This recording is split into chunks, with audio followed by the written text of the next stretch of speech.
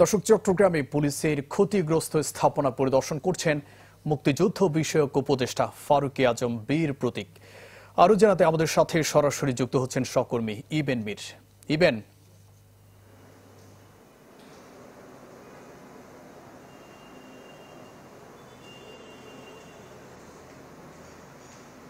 সকালবেলায় কিন্তু তিনি চট্টগ্রামে এসে পৌঁছেছেন। তারপর তিনি সেখান থেকে সার্কিট হাউসে এসে প্রশাসনের বিভিন্ন কর্মকর্তাদের সাথে মিটিং করেছেন। সেখান থেকে তিনি কোতোয়ালি থানা পরিদর্শন করেছেন। কোতোয়ালি থানা পরিদর্শন শেষে এই মুহূর্তে সিএমপি কার্যালয় সেখানে আছেন এবং সিএমপি কার্যালয়ে তিনি পুলিশের যে ঊর্ধ্বতন কর্মকর্তারা আছেন তাদের সাথে বৈঠকে বসার কথা রয়েছেন এবং ইতিমধ্যে কিন্তু পুলিশের যে ঊর্ধ্বতন কর্মকর্তারা তারা বৈঠকে উপস্থিত হয়েছেন। আর নিচে যিনি মুক্তিযুদ্ধ বিষয়ক উপদেষ্টা তিনি এই মুহূর্তে নিচে অবস্থান করছেন। তিনি কিছুক্ষণের মধ্যে আসবেন, এসে যে পুলিশের যে ঊর্ধ্বতন কর্মকর্তারা তাদের সাথে বিভিন্ন বিষয় নিয়ে আলোচনা করবেন।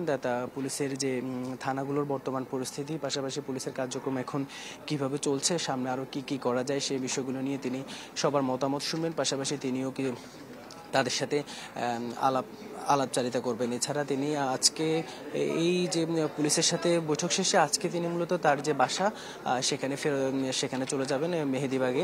এরপরে তিনি আগামীকালকে মূলত তিনি তার যে সে কার্যক্রম শুরু করবেন এবং বিশেষ করে শিক্ষার্থী, যারা আহত শিক্ষার্থী চট্টগ্রাম মেডিকেল সহ বিভিন্ন জায়গায় ভর্তি আছেন তাদের স্বাস্থ্যের খোঁজ খবর নেবেন এবং তাদেরকে তিনি পরিদর্শন শেষে সেখানে তাদের খোঁজ খবরের পাশাপাশি তাদেরকে যে স্বাস্থ্যের এখন বর্তমান কি অবস্থা সেটি জানবেন। তখন তার সাথে বৈষম্য বিরোধী ছাত্র আন্দোলনের যে শিক্ষার্থীরা তারাও সেখানে থাকার কথা রয়েছে।